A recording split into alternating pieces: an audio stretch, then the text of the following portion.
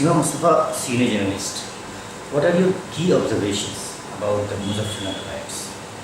See, there was two or three things. We always say that when there is violence, you have to see who started the violence, because that's very, very important. And then you have to see whether the state government has been able to contain, prevent, and stop the violence.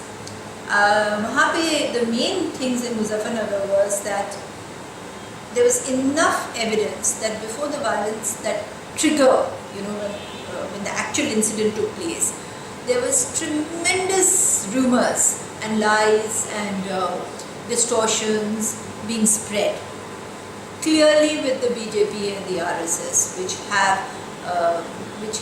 are perfect in spreading rumors.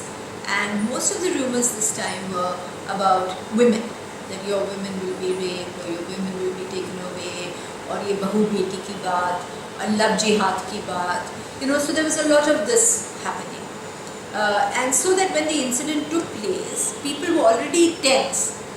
And both communities, the Jats and the Muslims, both were feeling insecure from the other. और जब ये छोटी सी बात हुई teasing की or something जो होती है, anything small like that happened, they immediately attacked, and there was terrible violence. The other second thing that was very important in the Muzaffarnagar violence was that it spread from the town straight into the villages, which doesn't usually happen in India and has really rarely happened in Uttar Pradesh. So I think that was a major change. The third was that villager attacked villager. There were no mobs from the outside. There were people from within who attacked each other. Now that also in the villages does not usually happen. People don't, the villager never attacks, because of which communalism has never spread in India into the villages in the worst of times.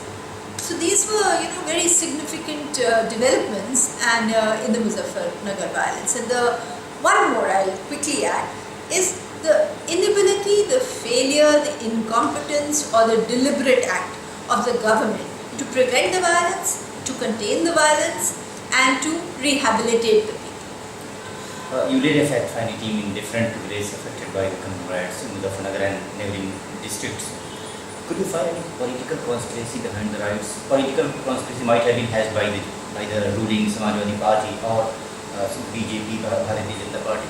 Yes, absolutely. I mean, communal violence in India never takes place on its own. Never. I have covered 30 years of communal incidents, and nowhere have I found a violence taking place on its own, that two people of two different communities start abusing each other and there's mass violence. It is always created. There's always a conspiracy by the political parties or the political organizations or individuals who feel that by making communities fight each other, they are going to be able to get the votes. Now we are moving towards the elections. And we believe that because Uttar Pradesh is a very, very key state, it has got 80 parliamentary seats. And if the BJP has to come to power in Delhi, it has to get the majority of the seats. Similarly, Samajwadi Party's leader Mulayam Singh Yadav wants to become the Prime Minister through a third front coalition. He has to get the maximum number of seats. So there has been attempts to consolidate the vote banks by all these groups. And that is the worst thing, because the Jats and the Muslims in Western UP used to vote together. There were people who voted together. There was a social amity amongst them, and you fractured this. After the appointment of Amit Shah, an accused in Gujarat, and also in several fake encounters in Gujarat as the BJP head of Uttar Pradesh, could you link the political tense situation in entire Uttar Pradesh, particularly in Western UP, to the appointment of Amit Shah? See, when people create conditions for violence, they don't have to be physically there. So for us to get facts linking the fact that he had come there, he had addressed a meeting, had he done this, that was not available. So in terms of filing an FIR or actually arresting him, perhaps you will not have the information. But the question that needs to be asked is, what is Amit Shah doing in Uttar Pradesh? And the fact that remains is that Amit Shah was seen as guilty, he was convicted, he spent time in jail for his role in Gujarat.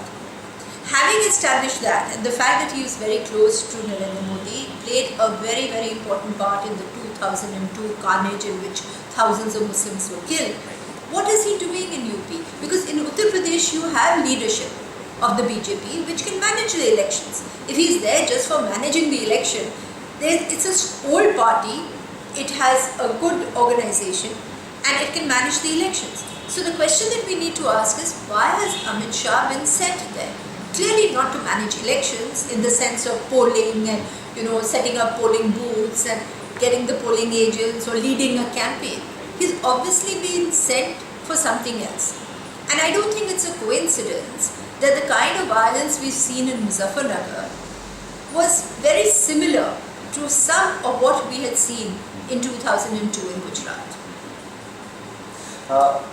Muzaffarnagar is not just a solitary incident. In fact, you have seen in the last 9 years of Congress-led UPA regime in India, several communal riots have taken place from Assam to Rajasthan to Maharashtra's Dhule. So, and there is clear sign of lack of political will on the part of the both ruling and opposition parties to come out with a clear law or act that could check the communal riots. Communal violence bill is still pending for last several years. The media seems to have made a great deal out of this communal violence bill. Over 30-35 years, how many bills have come, how many laws have come, how many acts have come? What have they done? Have they been able to prevent violence? So the point that you raise about political will is the important one. And but for the political will to be exercised, to ensure that secularism continues as the main tenet of our constitution in this country, that political will does not need to have laws like the communal violence bill. Fine, you have that. That's a separate debate. There's nothing wrong with that. But the point is, you've got enough under the laws of the land to arrest, to prevent violence by arresting the people who you know and who your information, your intelligence agency should give you the information that these people are creating or trying to create trouble in a particular area. But you don't arrest them. You don't prevent them. You don't do anything about them, and then when the violence starts, you say, oh well, we did not know. How can any government of India or government of Uttar Pradesh or any state today stand up with the kind of surveillance agencies and equipment that they have to say that they do not know when violence is going to take place? Because that violence has had a history of rumors and distortions and lies by which these terrible people manipulate the common man. I can't blame the Jats. It's not the Jats who are communal or the Muslims who are communal. They're poor puppets in the hands of these political players who, at the end of it, do not know what is the truth and what is the lie, and they suddenly are made to fight each other, whereas they fight each other because they think that the other person is going to attack them. So they are actually defending themselves, but they turn out to be the aggressor. This is the level of manipulation. And unfortunately, the so-called secular parties, and today in Lucknow you have supposedly a messiah of Muslims, as I've said before, these guys do nothing to stop and to counter the communal propaganda that is really tearing apart the social fabric of our country. Seema Mustafa, senior journalist, you have spent 30 years particularly covering communal rights in India. What is the way out? Muslim minority, not only Muslim minority, in fact Christians also have faced similar situation in Kandhamal, in Odisha. Yeah. So what is the way out for the Muslim minority and all minorities in India? How their rights, both constitutional and others, can be saved? No, you see, the way out is not for the minorities, and the way out is not for the majority. The way out is for all of India to realize that it is secular, to realize that there cannot be majoritarianism in a country which is as pluralistic and as diverse as our country, to realize that the strength of India lies in her secularism and a democratic constitution, and in her freedoms and in her ability to secure and give the rights to every single citizen. This is what our Constitution of India is. This is the constitution on which we gain freedom. And instead of realizing that, because we don't have a history and we don't have a memory as people, even as the media, we don't have a memory. We only talk of today, we don't talk of yesterday. If we had that memory, then we will be able to build up a very, very secular, strong campaign to isolate these extremists who are playing with our country. Last and brief question. Who is going to be the gainer or loser at the end of the day after Gujarat, after Muzaffar and the riots? India. In India. India is going to be the loser. India will be the loser if this violence continues. India, with her strength and her democracy and her pride, where for 60 years we've gone across, at least till, we had 1984 when the Sikhs were butchered, we had 2002 when the Muslims were butchered. But even so, India used to stand with some kind of pride and say we've overcome these terrible, terrible incidents of violence and we are still united.